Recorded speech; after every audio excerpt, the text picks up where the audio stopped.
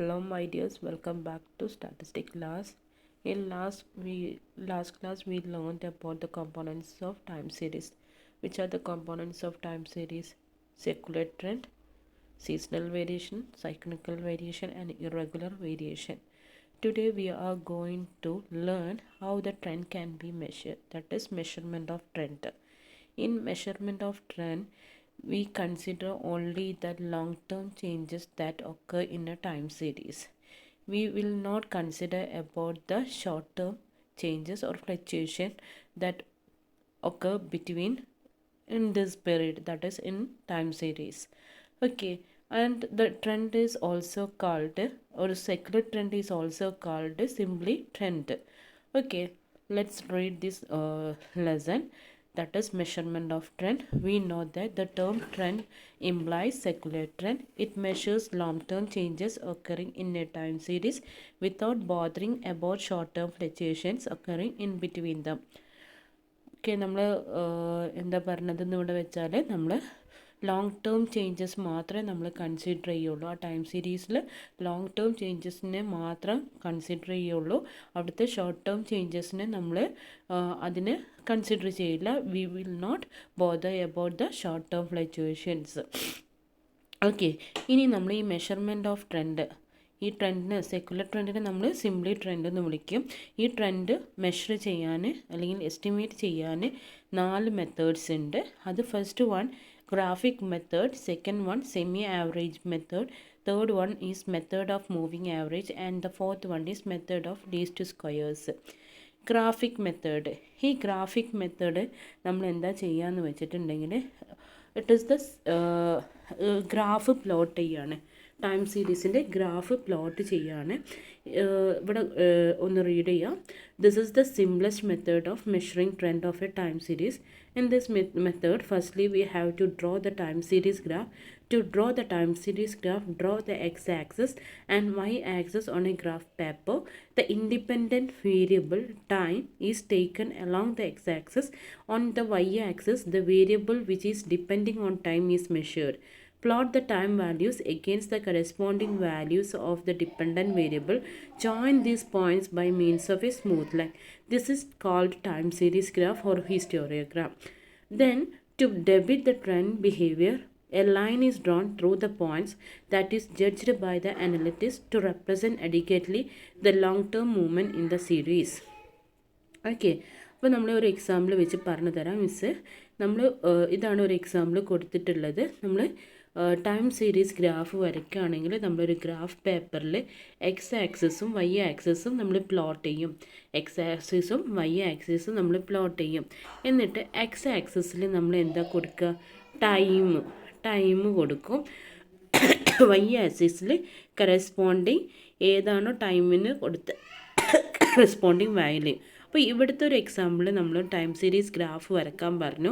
ഇയറും പ്രൊഡക്ഷനാണ് കൊടുത്തിരിക്കുന്നത്. അപ്പോൾ ഇവിടെ വൈ ആക്സിസിൽ ഏതാ വരിക? പ്രൊഡക്ഷൻ. ഈ എക്സ് ആക്സിസിൽ എപ്പോഴും ഇൻഡിപെൻഡൻറ്റ് വേരിയബിൾ ആയിരിക്കണം. ടൈം ഇൻഡിപെൻഡൻ്റ് അല്ലേ? ടൈമിനെ ഡിപ്പെൻഡ് ചെയ്തിട്ടാണ് ഇവിടെ പ്രൊഡക്ഷൻ ഉള്ളത് അല്ലേ? അപ്പോൾ time is independent variable and production is dependent variable. ഇനി നമ്മൾ ഈ ഗ്രാഫ് എങ്ങനെ വരയ്ക്കുക എന്ന് പറഞ്ഞിട്ടുണ്ടെങ്കിൽ നമ്മൾ 2 ലൈനും ഇവിടെ വരച്ചു അല്ലേ? എക്സ് ആക്സിസും വൈ ആക്സിസും വരച്ചു. എന്നിട്ട് ടൈം ഇവിടെ കൊടുത്തു ആൻഡ് ടൈം എക്സ് ആക്സിസിൽ കൊടുത്തു, ഇവിടെ പ്രൊഡക്ഷനും കൊടുത്തു. എന്നിട്ട് നമ്മൾ ഇവിടെ പ്രൊഡക്ഷൻ നോക്കുക അല്ലേ? 80, 90, 92, 83, 94, 99 അങ്ങനെ വരുന്നത്. അതേമാതിരി ഇവിടെ ഇയർ വൈസ് നമ്മൾ ഇവിടെ മാർക്ക് ചെയ്തു. 2001, 2002, 2003, 2004, 2005, 2006, 2007 എന്നുള്ളത്. ഓക്കെ, ഇനി നമ്മൾ ഇവിടെ എടുക്കുന്ന ഏകദേശം ഒരു വാല്യൂ എത്ര? 2 അല്ലേ? 2 ഇൻ്റർവൽ സൈസിൽ നമുക്ക് പോവാം. അപ്പം 80, 82, 84 അപ് ടു 100 വരെ നമ്മൾ എടുക്കാം അല്ലേ? ലാസ്റ്റ് വരുന്ന 99 ആൾസോ അപ് ടു 100 വരെ എടുക്കാം. എന്നിട്ട് നമ്മൾ എന്ത് ചെയ്യുക? നെക്സ്റ്റ് നമ്മളോട് എന്താ പറഞ്ഞത്? ഈ ടൈമിന് നേരെയുള്ള കറസ്പോണ്ടിങ് വാല്യൂ നമ്മളോട് മാർക്ക് ചെയ്യാൻ പറഞ്ഞു. അപ്പോൾ ഇയറിൻ്റെ നേരെ ഇവിടെ 2001ൻ്റെ നേരെ എന്താണ്? അപ്പോൾ 80 ഞാൻ ഇവിടെ മാർക്ക് ചെയ്തു. 2002ൻ്റെ നേരെ എന്താണ് വന്നത്? 90. ഓക്കെ, 90 കൊടുത്തു. 2003ൻ്റെ നേരെ 92, 2004 നേരെ 83, 2005 നേരെ 94, 2006 നേരെ 99 ആൻഡ് 2007 നേരെ 92 എന്ന് കൊടുത്തു. ഇനി നെക്സ്റ്റ് സ്റ്റെപ്പ് എന്താണ്? നെക്സ്റ്റ് സ്റ്റെപ്പ് നമ്മൾ ഈ ഒരു ഡോട്ടഡ് പോയിൻറ്റ്സിനെല്ലാം നമ്മൾ സ്മൂത്ത് ലൈൻ സ്കെയിൽ യൂസ് ചെയ്തിട്ട് നമ്മളിങ്ങനെ ഡ്രോ ചെയ്യുക. ഈ ജോയിൻറ്റ്സ് എല്ലാം ജോയിൻ ചെയ്ത് കൊടുക്കുക. അപ്പോൾ നമുക്ക് കിട്ടുന്ന ഇതിനെയാണ് നമ്മൾ എന്ത് പറയുന്നത്? ടൈം സീരീസ് ഗ്രാഫ് എന്ന്. ഇതിനെ നമ്മൾ എന്ത് പറയുന്നത്? ടൈം സീരീസ് ഗ്രാഫ് എന്ന് പറയുന്നത്. ക്ലിയർ? ഇനി നമ്മൾ ട്രെൻഡ് ലൈന് വരയ്ക്കണം. മെഷർമെൻറ്റ് ഓഫ് ട്രെൻഡ് അല്ല, അപ്പോൾ നമ്മൾ ടൈം സീരീസ് ഗ്രാഫാണ്. അപ്പോൾ ഈ മെഷർമെൻറ്റ് ഓഫ് ട്രെൻഡ് എന്ന് പറയുന്നത് നമ്മൾ ഇങ്ങനെയൊന്ന് വരയ്ക്കാൻ ഒരു ലൈനിലൂടെ പാസ് ചെയ്യുന്നത്. ഓക്കെ, അപ്പം ഈ ഒരു കാര്യത്തിൽ നമ്മൾ എന്തെന്ന് വെച്ചാൽ ഇത് സബ്ജക്റ്റീവാണ്. കാരണം ഞാൻ വരയ്ക്കുന്ന ലൈന് ഒരു ഇതുമില്ല കേട്ടോ. നമ്മൾ ഈ ഒരു വാല്യൂസിനെ നോക്കിയിട്ട് അവിടെ ഇൻക്രീസ് ആണോ ഡിക്രീസ് ആണോ നോക്കിയിട്ട് നമ്മളൊരു ലൈന് വരയ്ക്കണം. അപ്പോൾ കുറച്ച് പോയിൻറ്റ്സ് മാത്രമേ നമുക്ക് ഇവിടെ ഡിക്രീസ് കാണാൻ പറ്റുള്ളൂ. അപ്പോൾ ഇത് സബ്ജക്റ്റീവാണ് എന്ന് പറയാൻ കാരണം ഞാൻ വരയ്ക്കുന്ന ഈ ട്രെൻഡ് ലൈൻ ആയിരിക്കില്ല വേറൊരാൾ വരയ്ക്കുക. മനസ്സിലാവുന്നുണ്ടോ? അപ്പോൾ ജസ്റ്റ് എന്താ ചെയ്യുക? ട്രെൻഡ് ലൈൻ വരയ്ക്കാൻ ജസ്റ്റ് ഒരു ഡോട്ടഡ് ലൈൻസ് ഇങ്ങനെ നമ്മളൊന്ന് വരയ്ക്കുക. സ്മൂത്തായി ഒരു ഡോട്ടഡ് ലൈൻ വേണം കേട്ടോ. ഡോട്ടഡ് ലൈന് മാർക്ക് ചെയ്യുക. അപ്പോൾ വേറൊരാൾ ചിലപ്പം ചെയ്യുന്നതെന്ന് വെച്ചാൽ ഇങ്ങനെ ആയിരുന്നാലും തെറ്റില്ല. അപ്പോൾ ഓരോരുത്തർക്കും ഓരോ ട്രെൻഡ് ലൈൻ ആയിരിക്കും കിട്ടുക. അപ്പോൾ നമ്മൾ ഇതിന് നല്ല അറിവുണ്ടാവണം. ഒരു സ്റ്റാറ്റിസ്റ്റീഷ്യൻ ബെസ്റ്റ് നോളേജ് ഉള്ള ഒരാൾക്കാണ് ഈ ലൈന് വരയ്ക്കാൻ കഴിയുള്ളൂ. അപ്പോൾ നമ്മൾ എന്ത് ചെയ്യുക? ഈ വാല്യൂസ് എന്ത് നോക്കുക? അവിടെ ഇൻക്രീസ് ആണോ ഡിക്രീസ് ആണോ ഏകദേശം നടക്കുന്നത് നോക്കിയിട്ട് നമ്മളൊരു ലൈന് വരയ്ക്കാം. അപ്പോൾ ഇതാണ് നമ്മളുടെ ഗ്രാഫിക് മെത്തേഡ് എന്ന് വരുന്നത്. ഇതിന് കുറേ ഡ്രോബാക്സും ഉണ്ട്, നല്ല മെറിറ്റ്സും ഉണ്ട്. അപ്പോൾ മെറിറ്റ്സും ഡ്രോബാക്സും എന്താണെന്ന് നോക്കാം. ഓക്കെ, ഫസ്റ്റ് വൺ ഒരു ട്രെൻഡ് എസ്റ്റിമേറ്റ് ചെയ്യുന്ന ഏറ്റവും സിമ്പിൾ മെത്തേഡാണെന്ന് പറയുന്നത്. പിന്നെ it is flexible and either A curve or A straight line could be found as A trend on the basis of position of the points. അവിടെ trend line നമ്മൾ വരയ്ക്കുന്ന എന്താണ്? Position അല്ല, ആ പോയിൻറ്റ്സിൻ്റെ പൊസിഷൻ നോക്കിയിട്ടാണ്. But under the method of semi average straight line trend also can B fit for any given data. നമുക്ക് ഏതൊരു data തന്നാലും സെമി ആവറേജ് മെത്തേഡ് നമുക്ക് ഫിറ്റ് ചെയ്യാം. അതിന് സെമി ആവറേജ് മെത്തേഡ് എന്താണ് നിങ്ങൾ പഠിക്കണം, അപ്പോഴാണ് മനസ്സിലാവുള്ളൂ. It may give better estimate if it is used by an experienced statistician who knows the changes which have taken place subsequent to collection of each item of data. ഞാൻ പറഞ്ഞു സ്റ്റാറ്റിസ്റ്റീഷ്യനാണ്. അവിടുത്തെ ചേഞ്ചസൊക്കെ നന്നായി മനസ്സിലാക്കിയ ഒരാൾക്ക് ആ ട്രെൻഡ് ലൈൻ വരയ്ക്കാൻ എളുപ്പമാണ്. പിന്നെ അതിൻ്റെ ഡീമെറിറ്റ്സ് കൊടുത്തിരിക്കുന്നത് പറഞ്ഞു, ഞാൻ ഇത് എടുക്കുന്ന സമയത്ത് തന്നെ പറഞ്ഞു, ഇറ്റ് ഈസ് സബ്ജക്റ്റീവാണ്. അതായത് ഓരോ പേഴ്സണും കിട്ടുന്ന ലൈന് വ്യത്യാസമായിരിക്കും. അതുകൊണ്ട് നമുക്ക് ഇതിനെ പ്രിഡിക്റ്റ് ചെയ്യാനും പറ്റില്ല. കാരണം ഞാൻ വരയ്ക്കുന്ന ട്രെൻഡ് ലൈൻ ആയിരിക്കില്ല വേറൊരാൾ വരയ്ക്കുക. ഇനിയിപ്പോൾ ട്രെൻഡ് ലൈൻ എങ്ങനെ പ്രിഡിക്റ്റ് ചെയ്യാമെന്നുള്ള ഡൗട്ട് ഉണ്ടാവും. നമ്മൾ ഈ ലൈനൊന്ന് എക്സ്റ്റെൻഡ് ചെയ്ത് കൊടുക്കുകയാണ്. അപ്പോൾ നമ്മളിവിടെ കറസ്പോണ്ടിങ് ഇയറിൽ എങ്ങനെയാണ് വരുന്നത് നമുക്ക് മനസ്സിലാവും. അപ്പോൾ ഞാൻ വരയ്ക്കുന്നതല്ലല്ലോ വേറൊരാൾ വരയ്ക്കുമ്പോൾ, ഇത് സബ്ജക്റ്റീവ് എന്ന് പറയുന്നത്. അപ്പോൾ നമുക്ക് ഫ്യൂച്ചറിലുള്ളത് പ്രെഡിക്റ്റ് ചെയ്യാനും പറ്റില്ല. പിന്നെ it is not as simple it looks or as method of semi ആവറേജിനേക്കാളും അത്ര സിമ്പിളൊന്നുമല്ല എന്നാണ് പറയുന്നത്. Okay, clear. അപ്പോൾ ഗ്രാഫിക്കൽ മെത്തേഡ് എന്താണെന്ന് മനസ്സിലായി. ഇനി അടുത്ത് സെമി ആവറേജ് മെത്തേഡാണ്. ഈ സെമി ആവറേജ് മെത്തേഡിൽ നമുക്ക് ഡാറ്റ തന്നിട്ടുണ്ടാവും. ആ ഡാറ്റ തന്നെ നമ്മൾ എന്ത് ചെയ്യണം? രണ്ടായിട്ട് ഡിവൈഡ് ചെയ്യണം. ആ രണ്ടായിട്ട് ഡിവൈഡ് ചെയ്തതിൻ്റെ മീന് നമ്മൾ കാണും. ഓക്കെ, ആ മീനാണ് നമ്മളെ ട്രെൻഡ് പോയിൻറ്റ്സ് വരുന്നത്. ട്രെൻഡ് ലൈനിൻ്റെ 2 പോയിൻറ്റ്സ് വരുന്നത്. ഒരു ഡാറ്റ രണ്ടാക്കി ഡിവൈഡ് ചെയ്തിട്ട് അതിൻ്റെ മീൻ എത്ര ഉണ്ടാവും? 2 മീനുണ്ടാവും. ആ 2 മീനാണ് നമ്മൾ ട്രെൻഡ് ലൈൻ വരയ്ക്കാൻ വേണ്ടി യൂസ് ചെയ്യുന്നത്. അതിനാണ് നമ്മൾ സെമി ആവറേജ് മെത്തേഡ് എന്ന് പറയുന്നത്. അപ്പോൾ അതെങ്ങനെയാണെന്ന് നോക്കാം. അല്ലെങ്കിൽ ജസ്റ്റ് ഒന്ന് റീഡ് ചെയ്തിട്ട് നമുക്ക് പോകാം. As per it's title the data is divided into 2 parts equally and the averages of the values of each half together with the mid period is plotted as A point on A graph sheet. നമ്മൾ ഈ data രണ്ടെണ്ണമായിട്ട് divide ചെയ്യുമല്ലോ. Divide ചെയ്തിട്ടുണ്ടെങ്കിൽ ആ ഒരു മീൻ എവിടെയാണ് plot ചെയ്യേണ്ടതെന്ന് വെച്ചാൽ, നമ്മളിപ്പോൾ ഫസ്റ്റ് 10 ഒബ്സർവേഷൻ ഉണ്ടെന്ന് വിചാരിച്ചോ. അപ്പോൾ നമ്മൾ ആ ഡാറ്റേനെ 5 ആക്കിയിട്ട് ഡിവൈഡ് ചെയ്തിട്ടാണ് അവിടുത്തെ ആ വാല്യൂസിൻ്റെ മീൻ കാണുക അല്ലേ. എന്നിട്ട് അത് പ്ലോട്ട് ചെയ്യേണ്ടതെന്ന് വെച്ചാൽ, അപ്പോൾ ഫസ്റ്റത്തെ 5ഉം സെക്കൻഡത്തെ 5ഉം ഉണ്ടാവും അല്ലേ? ആ ഫസ്റ്റ് അത് എവിടെയാണ് പ്ലോട്ട് ചെയ്യേണ്ടതെന്ന് വെച്ചാൽ സെൻറ്ററിലായിട്ട് പ്ലോട്ട് ചെയ്യുക. ഫസ്റ്റ് സെറ്റിൻ്റെ സെൻറ്ററിലും പ്ലോട്ട് ചെയ്യുക, സെക്കൻഡ് സെറ്റിൻ്റെ സെൻറ്ററിലും പ്ലോട്ട് ചെയ്യുക. Okay. The 2 points of plotted are joined by straight line and the line is extended on either side till the end of the graph sheet. The line is called trend line and the trend of any period could be read out from it. അപ്പോൾ ഇതിൻ്റെ ഒരു example ഇത് വെച്ചിട്ട് പറയുകയാണെങ്കിൽ കണ്ടോ, നമുക്കൊരു data trend line വരയ്ക്കാൻ പറഞ്ഞിട്ടുണ്ട് സെമി ആവറേജ് മെത്തേഡിൽ. അപ്പോൾ നമുക്ക് ഇവിടെ തന്നിരിക്കുന്ന എത്ര ഇയേഴ്സാണ്? 1 2 3 4 5 6 7 8 ഇയേഴ്സിൻ്റെയാണ് നമുക്ക് ഇവിടെ തന്നിട്ടുള്ളത്. ഇതിൻ്റെ ഒരു ട്രെൻഡ് ലൈൻ വരയ്ക്കാനാണ് പറഞ്ഞിരിക്കുന്നത്. അപ്പോൾ നമ്മൾ ഫസ്റ്റ് എന്ത് ചെയ്യുക, നമുക്ക് തന്ന ഡാറ്റേനെ രണ്ടെണ്ണമാക്കിയിട്ട് ഡിവൈഡ് ചെയ്യാം. ഓക്കെ, രണ്ടെണ്ണമാക്കി ഞാനിവിടെ ഡിവൈഡ് ചെയ്തു. ഓക്കെ, എന്നിട്ട് ഈ ഒരു സെറ്റിൻ്റെ മീൻ കാണുക, ഈ ഒരു സെറ്റിൻ്റെ മീനും കാണുക. അപ്പോൾ ഫസ്റ്റ് സെറ്റിൻ്റെ മീൻ കാണൽ എങ്ങനെ? ഫസ്റ്റ് 55 പ്ലസ് 62 പ്ലസ് 65 പ്ലസ് 58 ഇതല്ലേ ഫസ്റ്റ് സെറ്റ്. ഇനി സെക്കൻഡ് ഹാഫ് എന്താ വരുന്നത്?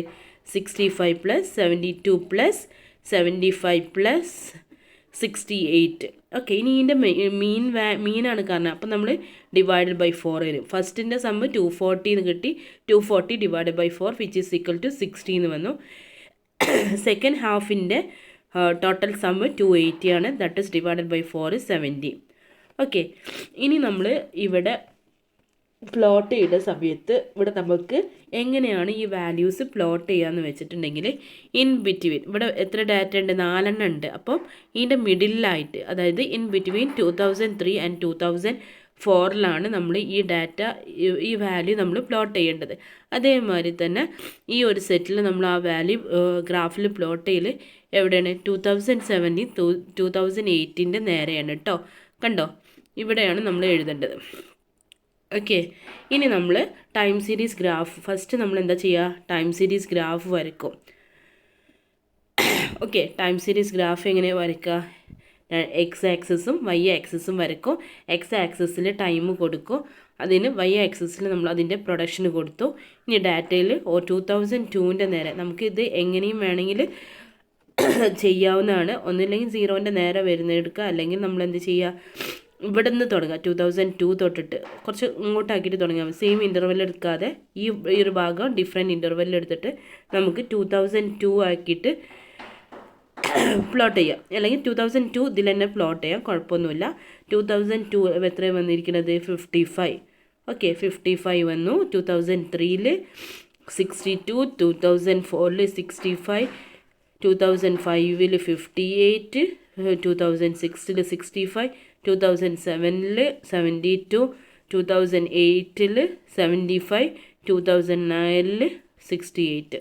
ഇനി എന്താ നമ്മൾ ചെയ്യുക? ടൈം സീരീസ് ഗ്രാഫ് വരയ്ക്കാൻ ഇതെല്ലാം സ്മൂത്ത് ലൈനായിട്ട് സ്കെയിൽ യൂസ് ചെയ്തിട്ട് ജോയിൻ ചെയ്യാം. ഇതെല്ലാം ജോയിൻ ചെയ്താൽ നമുക്ക് എന്താ കിട്ടിയത്? ഒരു ടൈം സീരീസ് ഗ്രാഫ് കിട്ടി. ഇനി നമ്മൾ എങ്ങനെയാണ് ട്രെൻഡ് മെഷർ ചെയ്യുക? നമ്മളിവിടെ കാൽക്കുലേറ്റ് ചെയ്ത് വെച്ചാൽ ഈ രണ്ട് വാല്യൂ നമ്മൾ പ്ലോട്ട് ചെയ്യണം. ഫസ്റ്റ് സെറ്റ് എന്താ? 60 ആണ്. ആ 60 എവിടെ ഞാൻ പ്ലോട്ട് ചെയ്യണം പറഞ്ഞാൽ ഇൻ ബിറ്റ്വീൻ 2003 ആൻഡ് 2004 നമ്മളിവിടെ ആ ഫസ്റ്റ് പോയിന്റ് മാർക്ക് ചെയ്തു. ദെൻ സെക്കൻഡ് 70 ആണ്. ആ 70 എവിടെ മാർക്ക് ചെയ്തത്? In between 2007 and 2008.